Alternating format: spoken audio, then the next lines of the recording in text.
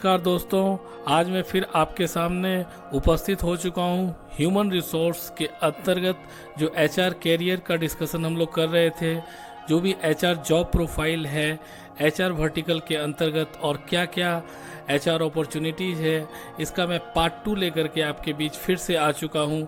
तो चलिए इसके अंतर्गत देख लेते हैं कुछ और जॉब अपॉर्चुनिटीज़ और रोल्स और रिस्पॉन्सिबिलिटी को और कुछ और वर्टिकल्स को जो एचआर के अंतर्गत आते हैं, और यह भी काफ़ी इम्पॉर्टेंट वर्टिकल्स है। इसके अंतर्गत भी आप अपना कैरियर बना सकते हैं।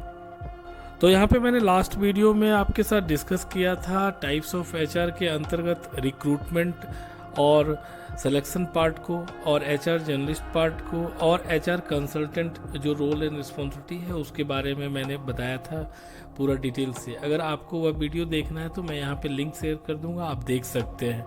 तो चलिए हम लोग देख लेते हैं नेक्स्ट और क्या क्या रोल्स और रिस्पॉन्सिबिलिटी है एचआर वर्टिकल के अंतर्गत। यहाँ पे आप देख सकते हैं कि परफॉर्मेंस मैनेजमेंट सिस्टम, पीएमएस जिसको कहते हैं, यह एक बहुत ही इम्पॉर्टेंट मैकेनिज्म है और जिससे ट्रैक किया जाता है किसी भी एम्प्लॉय के कंसिस्टेंटली, और उसको मेजर किया जाता है।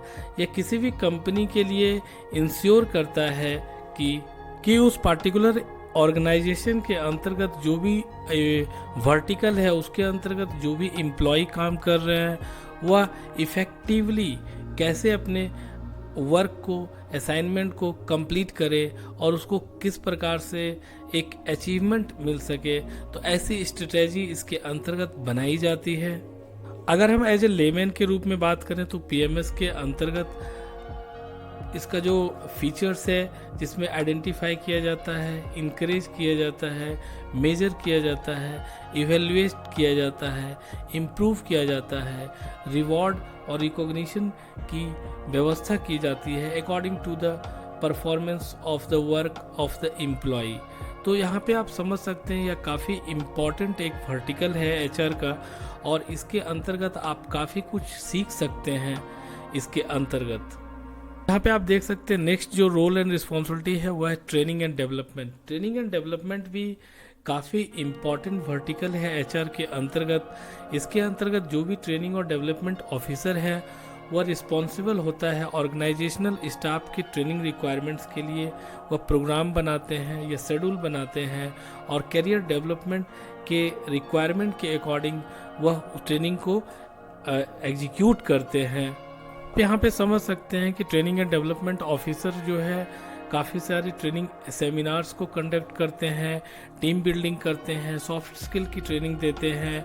तो आप जब भी आप देखते होंगे बहुत सारे कंपनी में जब भी कोई एम्प्लॉय ज्वाइन करता है तो ऑनबोर्डिंग के बाद आप देखते होंगे कि ट्रेनिंग मैनेजर के द्वारा कंप्लीट एक ट्रेनिंग दिया जाता है जिसमें कंपनी के complete A to Z policy को बताया जाता है, बेनिफिट को बताया जाता है, रिवॉर्ड और रिकॉग्निशन के जो प्रोग्राम है उसको बताया जाता है, एम्प्लॉय का जो पार्टिकुलर वर्टिकल के अंतर्गत जो उनका असाइनमेंट है उसको डिटेल में बताया जाता है कि किस प्रकार से उनको का क्या काम करना है, उसकी क्या हायरार्की है, क्या ग्रोथ प्लान है।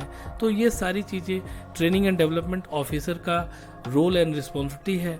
तो यह भी काफ़ी अच्छा एक अपॉर्चुनिटी है एचआर के अंतर्गत, और आप इसमें भी कैरियर बना सकते हैं। तो यहाँ पे आप देख रहे हैं कि एक जो यह वर्टिकल है कंपनसेशन एंड बेनिफिट्स, यह बहुत ही इम्पॉर्टेंट वर्टिकल है एचआर के अंतर्गत, जिसके अंतर्गत आप समझ सकते हैं कि कंपनसेशन और बेनिफिट का जो प्रोसेस है एक काफ़ी इम्पॉर्टेंट प्रोसेस है एचआर प्रोस्पेक्ट से आप कह सकते हैं। किसी भी ऑर्गेनाइजेशन में आजकल मॉडर्न और एचआर ऑर्गेनाइजेशन में इसकी काफ़ी इम्पॉर्टेंट और वैल्यू है।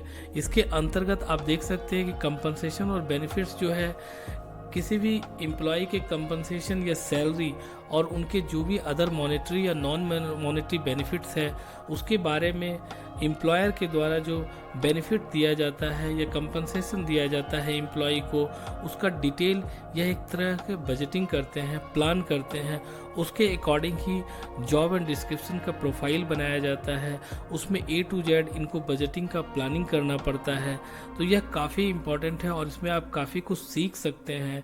तो किस प्रकार से इसमें आप चाहे तो काफ़ी अच्छा इसमें कैरियर अपॉर्चुनिटी भी आगे बढ़ा सकते हैं और बना सकते हैं एचआर के अंतर्गत। हम लोग देख लेते हैं कि एम्प्लॉय के बेनिफिट को किस प्रकार से असाइन किया जाता है।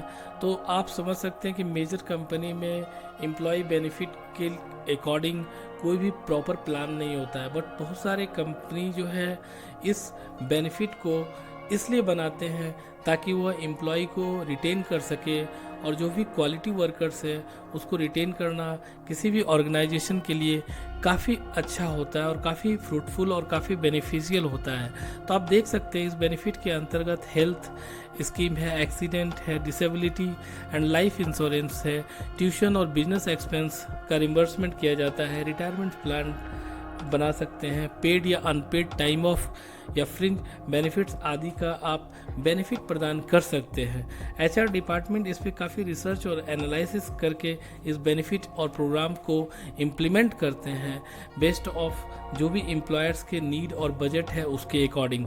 तो आप समझ सकते हैं कि काफ़ी इफ़ेक्टिव कम्युनिकेशन है जो भी एचआर डिपार्टमेंट है एक्सप्लेन करते हैं इस बेनिफिट और प्रोग्राम्स को जो भी एम्प्लॉय है उस पर्टिकुलर ऑर्गेनाइजेशन में। तो यह काफ़ी एडवांटेज का प्रोग्राम है और यह काफ़ी हेल्पफुल है और बेनिफिशियल है एम्प्लॉय के लिए। अगर कोई भी ऑर्गेनाइजेशन है और उसके एचआर इस तरह के बेनिफिट को इम्प्लीमेंट करते हैं तो उस ऑर्गेनाइजेशन में जो भी रिटेंशन है वो काफ़ी कम हो जाता है और काफ़ी स्टेबिलिटी आ जाती है। तो ये बहुत ही इम्पॉर्टेंट है। इससे रिलेटेड कोई भी क्वेरी हो तो बिल्कुल आप कमेंट बॉक्स में ड्रॉप कर सकते हैं, हम लोग उस पर डिस्कस कर सकते हैं। मैं नेक्स्ट वीडियो फिर इसके साथ लेके आऊँगा जिसमें मैं कुछ और रोल एंड रिस्पॉन्सिबिलिटी एचआर के उसको आपके साथ डिस्कस करूँगा। धन्यवाद।